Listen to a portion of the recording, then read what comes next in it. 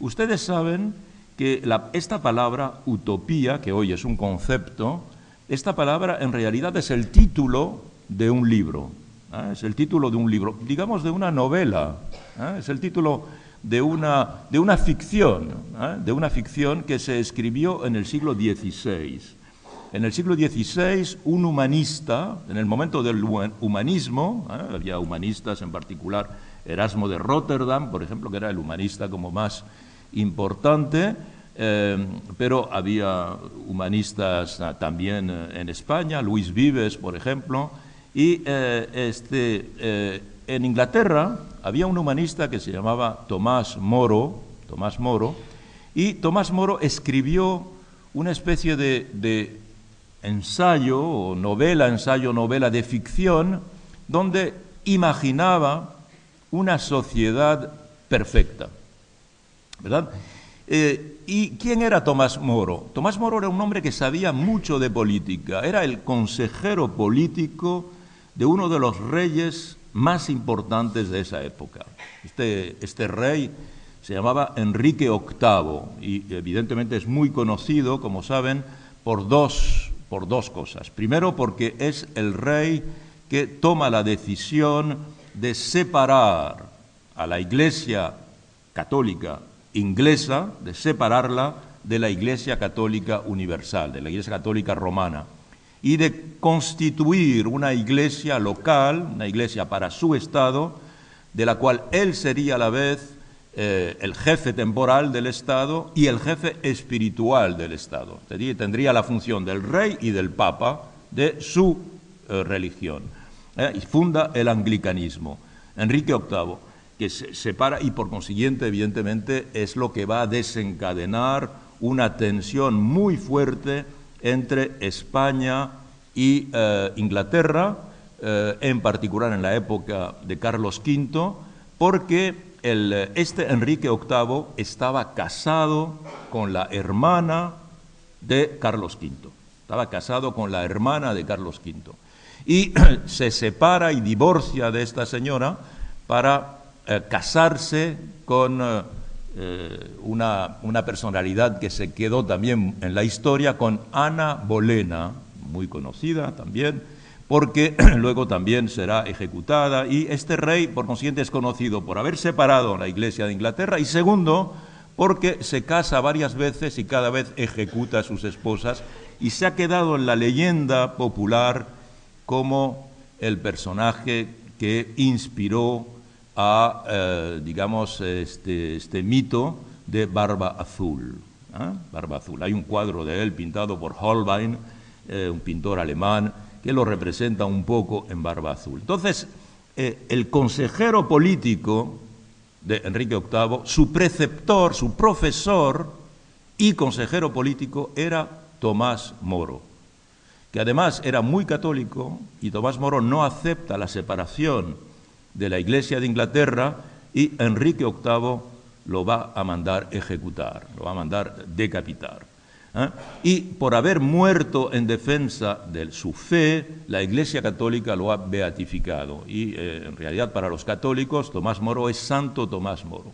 Pero para nosotros, digamos laicos, Tomás Moro es el autor de la primera obra, del primer ensayo, la primera también ficción, por eso decía yo novela, que describe no lo que es la sociedad, sino cómo debería ser la sociedad.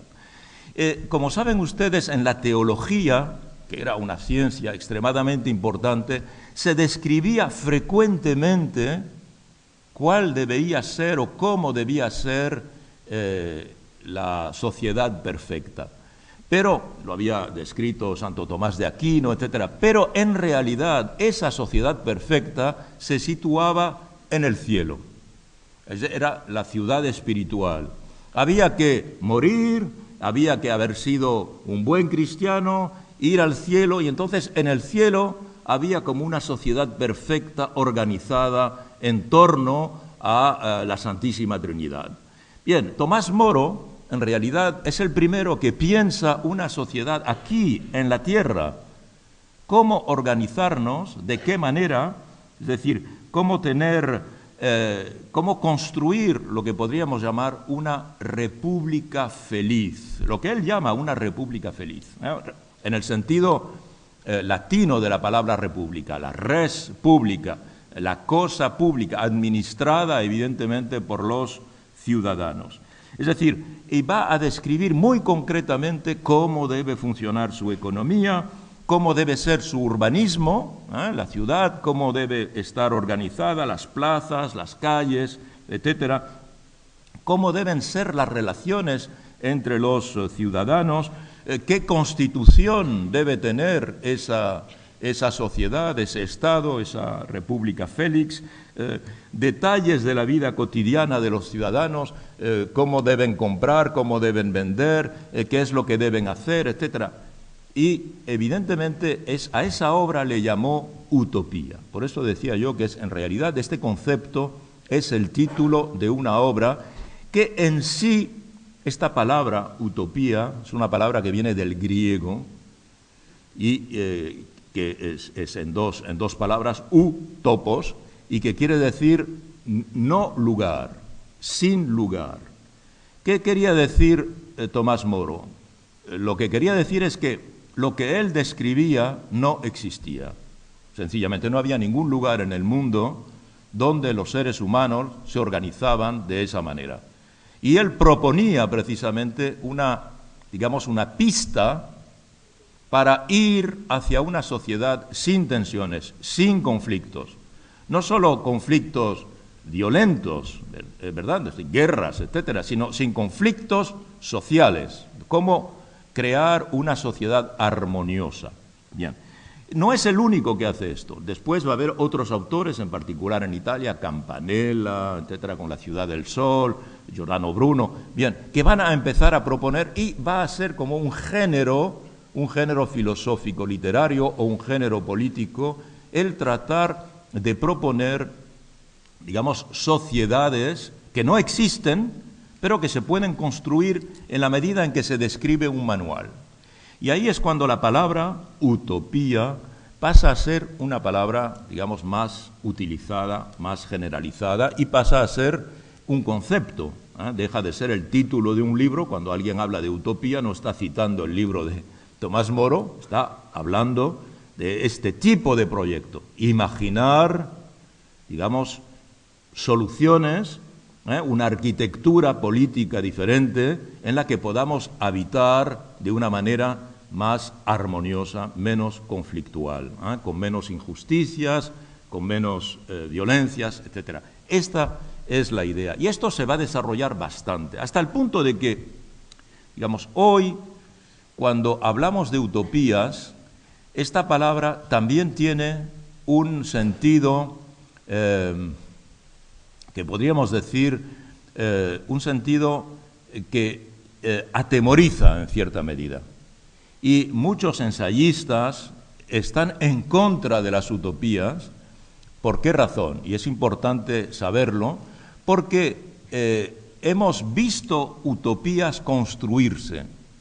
En el siglo XX, en particular, ha habido algunas utopías, es decir, algunas teorías sociales que se han llevado a la práctica y se han construido, es decir, se ha obligado a la gente, en cierta medida, a vivir en función de la maqueta que se había descrito, y para construir una sociedad perfecta, y el resultado ha sido espantoso, o ha sido espeluznante en algunos casos. Les voy a dar dos ejemplos de utopías que se tornaron en tragedias abismales.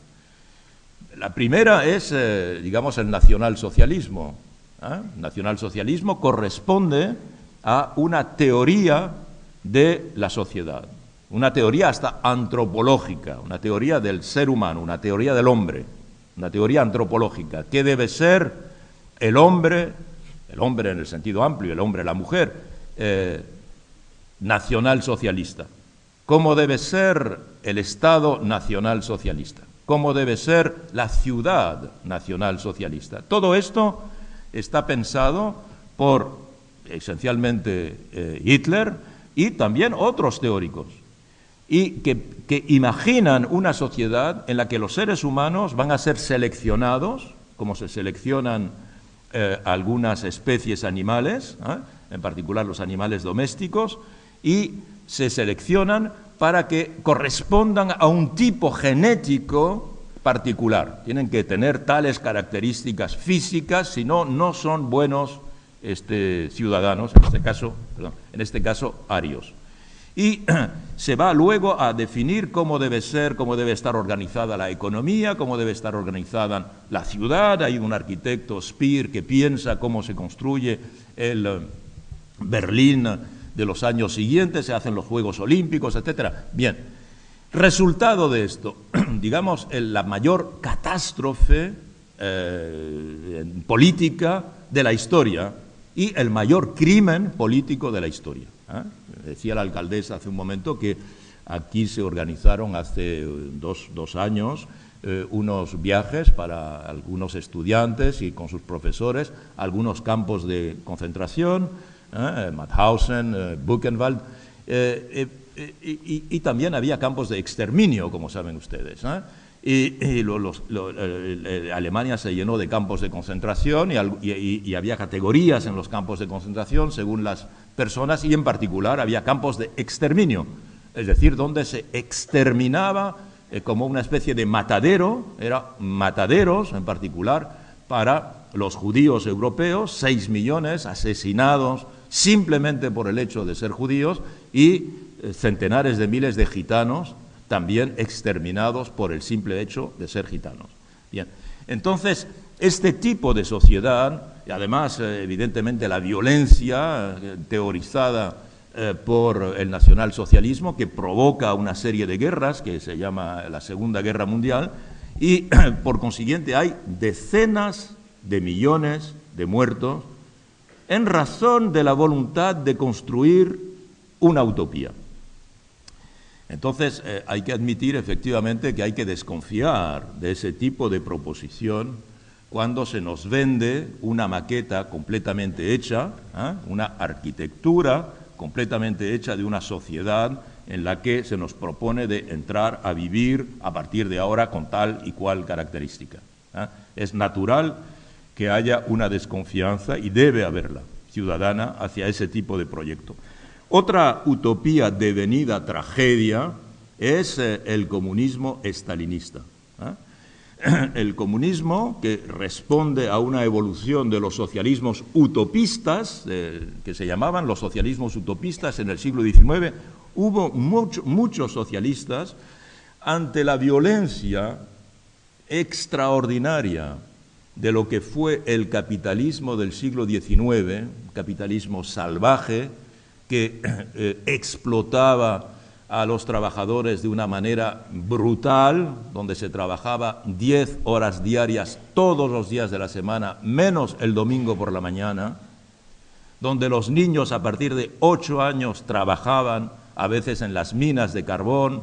Está descrito por Dickens, está descrito por Zola, está descrito por muchos novelistas del siglo XIX, ante la violencia tan gigantesca, tan brutal del capitalismo del siglo XIX, muchos teóricos propusieron sociedades diferentes, y en particular una serie de pensadores que se llaman socialistas utópicos, precisamente, propusieron la creación de sociedades diferentes. En particular, por ejemplo, hay muchos, pero uno de los que tuvo más seguimiento fue Fourier, Charles Fourier.